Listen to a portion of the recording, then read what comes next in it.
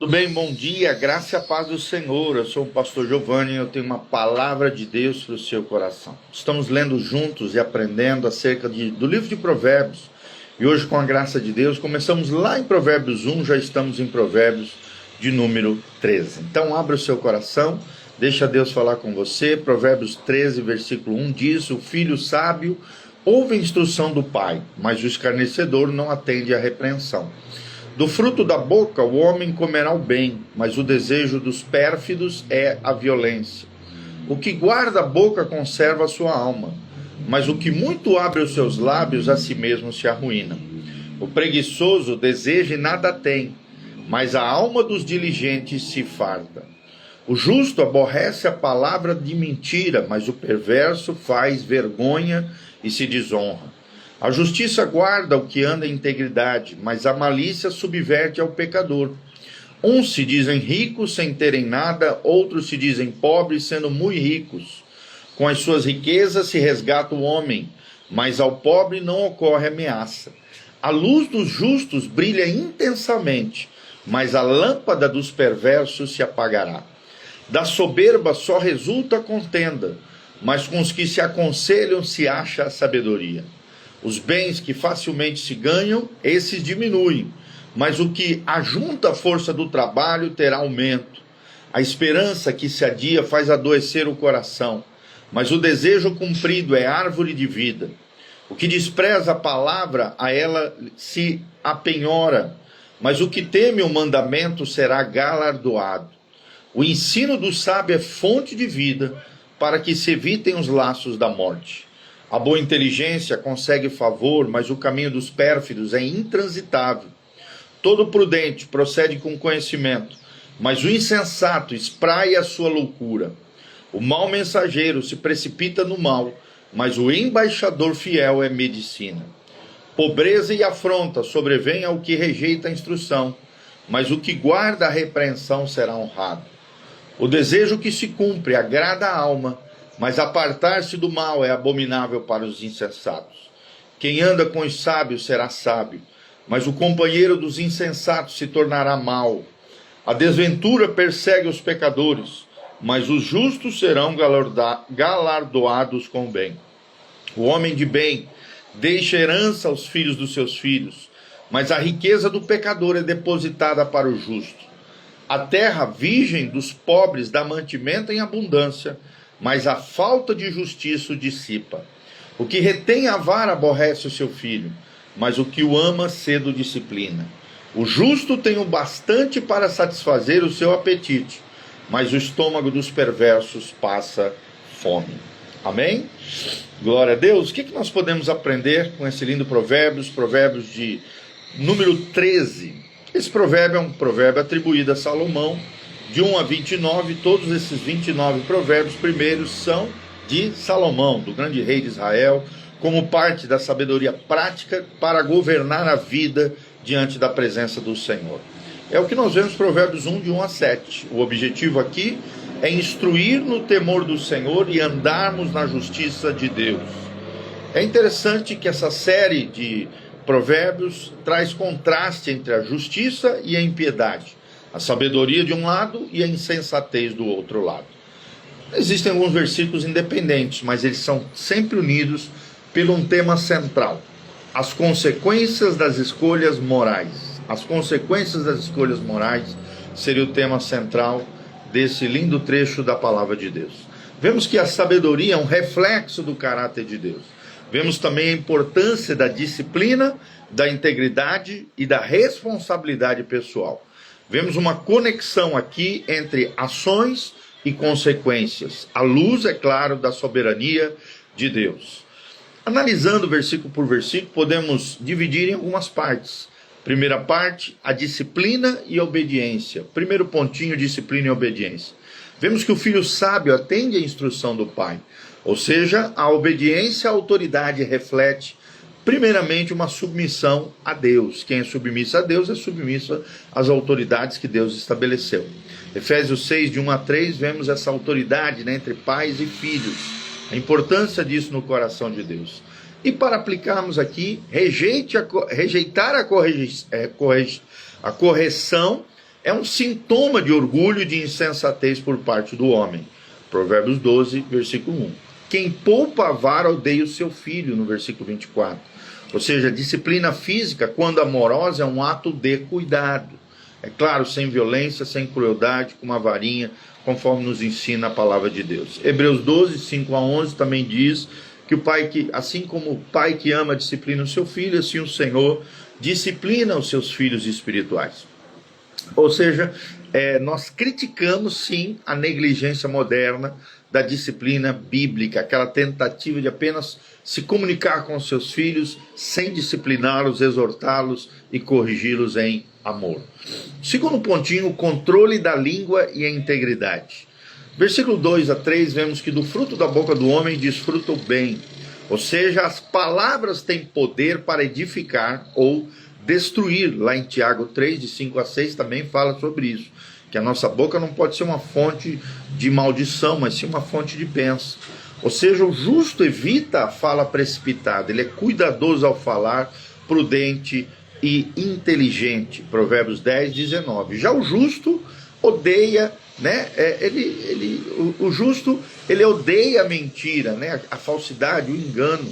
Por quê? Porque a integridade é marca do regenerado. É o que nós vemos no Salmo 15, versículo 2.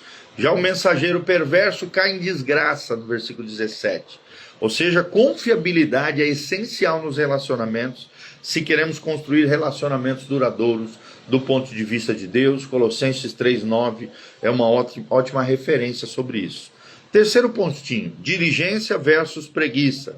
Diligência versus preguiça. O preguiçoso deseja e nada obtém, no versículo 4.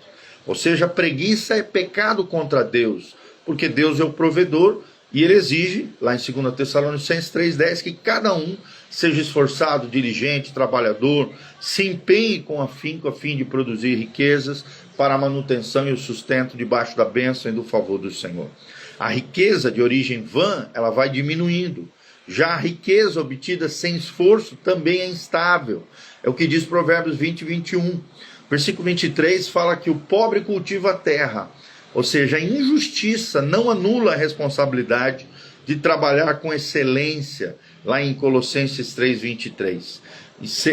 Seja, cultive, esmere-se, trabalhe com afinco, que você vai prosperar. Riqueza e contentamento é o quarto pontinho aqui para vocês. Versículo 7 a 8 fala do contraste entre a aparência e a realidade. E nós aprendemos que a riqueza material não equivale à aprovação divina. Tem muita gente que é rico materialmente falando, mas não é aprovado no coração de Deus. É o que diz Lucas 12, 15. O homem de bem deixa herança, no versículo 22 de Provérbios 13, ou seja, a bênção de Deus inclui sim prosperidade legítima, autêntica, bíblica, mas da maneira correta, segundo os preceitos de Deus. É o que diz Salmo 112, de 1 a 3. Versículo 25 fala que o justo come até saciar-se, ou seja, o contentamento é fruto de uma vida de confiança em Deus. Filipenses 4, de 11 a 13, fala sobre esse contentamento, que nós podemos aprender a estar contente em toda e qualquer situação. O quinto pontinho, justiça versus pecado. Justiça versus pecado. No versículo 6, a justiça protege o íntegro. Ou seja, a justiça aqui ela é uma espécie de escudo divino sobre o crente, sobre o cristão. No Salmo 5, 12, também fala sobre isso. A luz do justo se alegra, no versículo 9. A vida do justo brilha em contraste com as trevas mundanas. É o que também diz Mateus 5, 14 a 16. Versículo 21 fala que o pecado persegue o ímpio. Ou seja, o pecado sempre traz consequências terríveis na vida daqueles que abandonam a presença de Deus e vivem conforme o curso equivocado dos seus corações. Gálatas 6, versículo 7. E por último, o sexto pontinho, a sabedoria prática. O orgulho só gera discussões, no versículo 10. E a humildade é a chave para a unidade. É o que nos ensina Paulo em Filipenses 2, de 3 a 4. De 12 a 14, vemos a esperança adiada desgasta o coração. Ou seja, a palavra de Deus é fonte de vida, por isso precisamos mergulhar nela. É o que nos ensina o Salmo 119, 105, um salmo inteiro dedicado só sobre o valor e a importância da palavra de Deus para o nosso coração. Versículo 18 diz que quem despreza a disciplina cai na pobreza. Ou seja, rejeitar a correção leva à ruína, desgraça, bancarrota, destruição. Provérbios 15:32 também menciona isso. Versículo 20, quem anda com os sábios será sábio. Ou seja, as companhias más corrompem o caráter, mas quem se acerca de pessoas sábias cresce, floresce, amadurece e se desenvolve e prospera. É o que nós vemos em vários trechos da palavra de Deus. Então, concluindo tudo, quais são as lições teológicas e aplicações para a nossa vida? Os princípios centrais: a sabedoria começa com o temor do Senhor. Provérbios 9:10. Segundo princípio central: as escolhas morais têm consequências eternas. Gálatas 6:8. Aquilo que o homem semear, isso também ele ceifará.